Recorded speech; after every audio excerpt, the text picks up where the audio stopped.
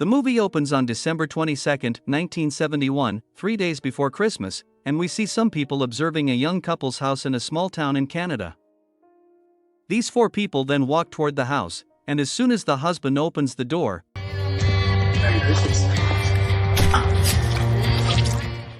one of them brutally stabs him to death.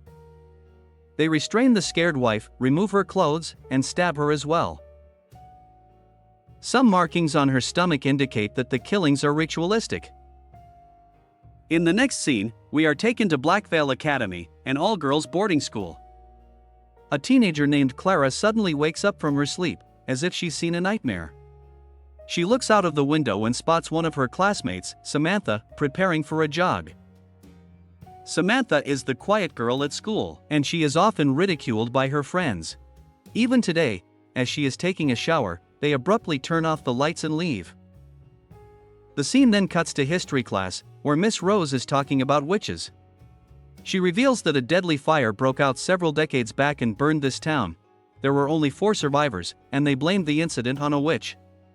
During this, Samantha's attention is caught by Clara's disfigured hands.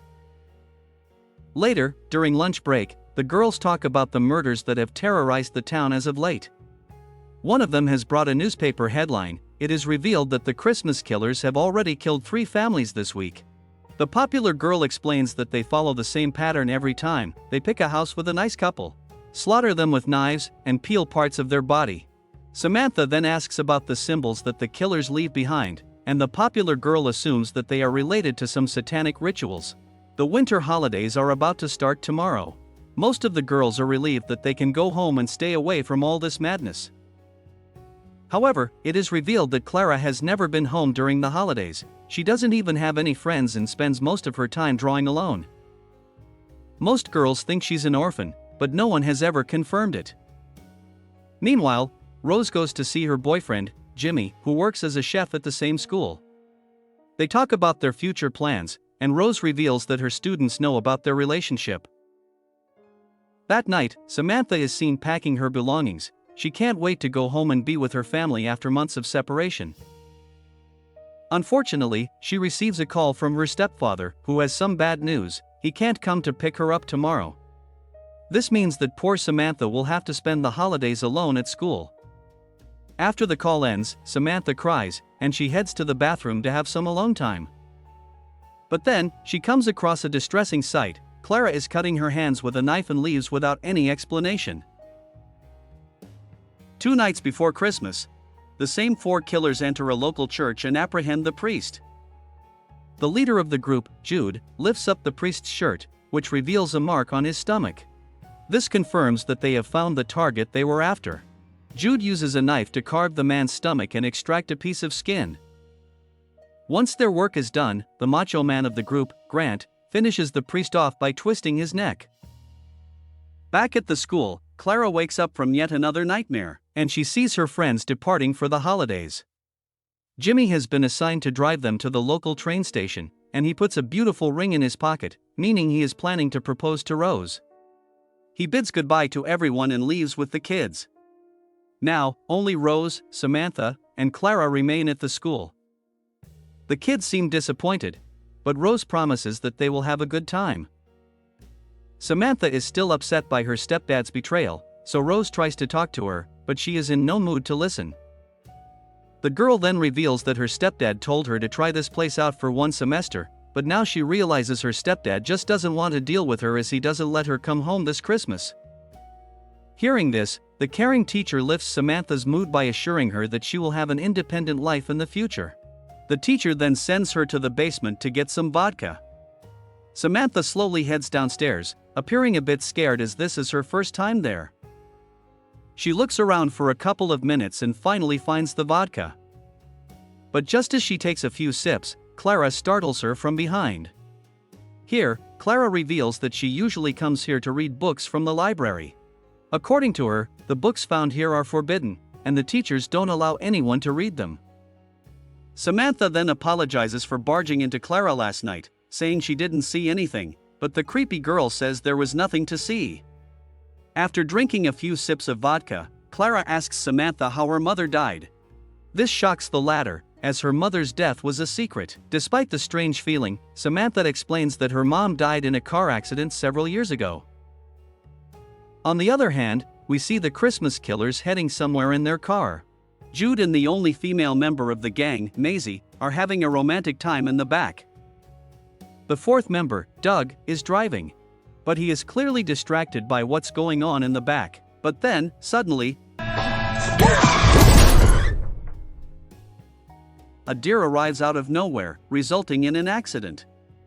They move it to the side of the road and prepare to leave. But just then, an officer arrives at the scene. As he interrogates the group about the accident, he spots the eerie piece of human skin on the road.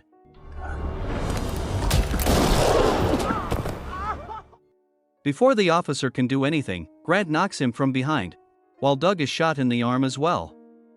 Jude shoots the officer to death, and simultaneously, Clara awakens from another nightmare. She seems to be connected to the killings in some manner. Later in the evening, Samantha and Clara join Miss Rose, who has prepared a wonderful dinner. She's doing everything to make the girls feel right at home. But all of a sudden, someone arrives at the door. It is none other than the notorious killer group, who have come here to treat the wound on Doug's arm. Rose is clearly uncomfortable letting them inside, but the group insists. Maisie even mentions that she studied at the same school and graduated in 1964, and her picture's on the wall. It's the night before Christmas. Rose allows them in and begins to stitch up Doug's wound so they can leave right away. During this time, Maisie notices that Clara looks familiar and asks if she has a sister who went to school here, but Clara doesn't even respond. Unfortunately, after the treatment is done, the group refuses to leave. Jude grows unruly by the second and mentions that they are here to have dinner. When Rose realizes that they are in danger, she grabs a pair of scissors and points them at them. Rose tells the kids to flee, but instead of escaping through the front door, Clara weirdly goes further inside the building. As a result, Samantha follows her to the church room. Seeing Doug approaching outside, the two hide under the chairs, hoping they can remain undetected. Doug tries to give them a jump scare, but ends up getting the jump scare himself. Unfortunately, he easily catches Samantha and holds her. Clara, who has a knife in hand, approaches him as if she's about to attack him. But the man threatens to snap Samantha's neck, so she hands him the knife, allowing him to apprehend both of them. Elsewhere, Rose manages to lock herself in a room. She tries using the telephone to call for help, but as usual, the line appears to be dead. Just then, her boyfriend Jimmy arrives outside the house and notices the strange vehicle parked nearby. Rose also manages to contact him through the window, but Grant appears from behind and knocks him out. Soon after, Jude also breaks through the door and takes Rose away. In the next scene, we see that the intruders are tying everyone in the dining room. It is Christmas Eve, and Jude and his group are excited about the dinner. They begin eating voraciously, while the poor captives watch in horror. Upon learning that Rose can't eat like a dog, Jude helps her do it. Moments later, Jude asks Rose if she loves Jimmy. When she replies with a yes, he reveals that Jimmy has something for her. He proceeds to untie the man so that he can propose to her, but as soon as Jimmy breaks free, he tries to attack the leader. Fuck you! Jude counters by slashing his throat, killing him agonizingly. This leaves everyone in complete shock, but Clara seems to be weirdly unfazed. Jude then ends the dinner by giving Rose the ring her boyfriend had bought for her. Afterwards, the kidnappers bring the girls to the main hall, and Jude starts playing mind games. He opens the presents that Rose had brought for them. Samantha has received a lovely dress and is forced to wear it in front of everyone, while Clara just smiles at her. As for Clara, she has received a travel book, as she hasn't been out of the school in ages. Following this, they proceed to place all the pieces of skin they took from their victims inside a circle, carefully drawn with blood. Jude starts revealing their plan. He first mentions that gods or devils are not pleased through prayers, but by sacrifice. According to Jude, they can become immortal if they summon the demon here. Maisie then reveals that when she was studying at Blackvale School, she used to regularly go to the Forbidden Library. That's where she came across the book that included the instructions to summon the demon. The authorities found out about her activities and kicked her out, but she managed to grab a page that had all the information she required. Over the years, she met with men who had similar agendas and minds. Every life they have taken, every drop of blood they have spilled, is according to the plan. Now, they have to kill only one innocent soul to complete the ritual. Meanwhile, Rose is busy cutting open her bondage with the earlier ring. She finally manages to break free, but before she can reach a weapon, Jude knocks her out. He takes her to the ritual circle and brutally stabs the poor, caring teacher. Electricity surges through the room, indicating the presence of the demon. However, after Rose passes away, nothing appears. The group is left astounded, as they thought the demon would be summoned. Doug starts questioning if they went on a murder spree for no reason, but Maisie is certain that they have missed an important step. Hence, Jude and Maisie head down to the basement to check the magic book. Once they leave, the ever-so-creepy Clara inquires about what Doug wants if the demon is summoned. Doug is still skeptical that killing a bunch of religious people who have the same mark on their stomachs could summon a demon. Lastly, he confesses that he wants Maisie. However, the handsome guy is frustrated that Jude is the one who gets to be with her all the time. Stressed out by Clara's question, he demands to know where the booze is, so Samantha directs him towards the basement, leaving the girls in the care of Grant. Suddenly, Clara says Grant only joined this psychotic group because he is a soldier who needs orders and enjoys a mission. As if she knows that he's an ex-soldier. She unexpectedly goes near him and whispers, "Hell is waiting for you." Strangely enough, the phrase is echoed throughout the hall, and all the kidnappers hear it loud and clear. Clara then removes her clothes, revealing several satanic marks on her body. She orders Grant to let Samantha go, and for some reason, he complies. It is evident that he has been hypnotized by Clara, and Clara tells Samantha that she has to leave right now or she'll die. Clara then takes the blood of one of the group's victims and puts it all over Grant's face, promising him immortality if he follows her commands. Downstairs, Maisie continues her research and eventually learns that they made a big mistake. It wasn't a summoning ritual. She thought they had come here to summon the demon, but in reality, the demon was already here all along. It lured them here to set it free. We also see Clara, who is performing a menacing dance routine in the middle of the room. Back to Maisie, she checks her old yearbook in the library, which surprisingly has Clara's picture in it. When she checks all the pictures on the wall, it is revealed that Clara is none other than the demon. She has stayed in this school for several generations because she cannot escape her body, and that's why she looks familiar. But now that the killers have offered several sacrifices, she is on the verge of escaping. Now only one sacrifice remains, the blood of the guilty.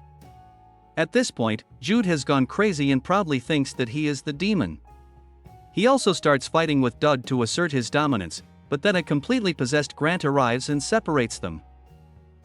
Maisie runs for her life and bumps into Clara, but she is eventually captured and apprehended. Finally, we return to Samantha, who reaches a payphone and immediately alerts the authorities about the situation. But she also doesn't want to wait for too long, so she grabs a weapon and heads inside the house to save her friend. Back inside the dining room, Clara has turned the tables, and now she's the one initiating the ritual.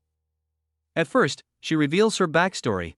A long time ago, the people of this town tried to summon her by setting fire everywhere. However, they soon changed their minds, as they were not sure what they were getting themselves into. This caused Clara to be trapped in this house. She could neither die nor leave the premises. But as the years passed, she took the form of a student and started manipulating others. She even put the ritual book in the library, which was found by Maisie.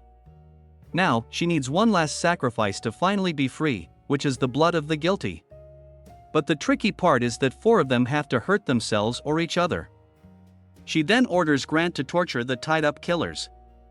At first, the macho man Grant cuts Jude's ear for the sacrifice, and then he chops off Doug's fingers. Grant even tortures himself as part of the rules, and as the 3 of them scream in pain and fear, he finally stabs Doug and Jude through the chest, killing them instantly. Now, it's Maisie's turn to be sacrificed. But when Grant proceeds to finish her off, she starts manipulating him, saying they can run away together and live a happy life. This seems to have an effect on Grant, but since he cannot disobey Clara as well, he decides to end his life instead. Suddenly, Samantha barges through the door, saying she is here to save her friend, and Maisie manages to escape Clara's ritual. Samantha then reads the ritual book and finally gets to know that her friend is the demon. Currently, Clara is trying to mess with Maisie's mind so that she goes crazy and kills herself. Overwhelmed by everything that is happening, Samantha keeps insisting her friend stop. She disrupts her concentration numerous times, allowing Maisie to reach the front door, but Clara manages to lock it. Here Clara gets enraged because Samantha ruined her ritual by returning, but Samantha just wanted to save her. Clara then starts ranting about how lonely she feels due to years of confinement. She wishes the group could kill her. Hearing this, Samantha finally understands her situation and decides to help, while the building starts shaking. Clara asks that Samantha free her by killing Maisie, as she's unable to do it. When the front door opens, Samantha stabs Maisie in the back with an axe, killing her on the spot. This completes the ritual, and Clara is now finally allowed to leave the school after decades. The movie ends as the cops arrive at the scene and inspect the bodies, while Samantha and Clara are leaving to travel the world together. Thus, we reach the end of this film. Thanks for watching. You can like this video to support us. Don't forget to subscribe for more content. See you in the next video. Goodbye.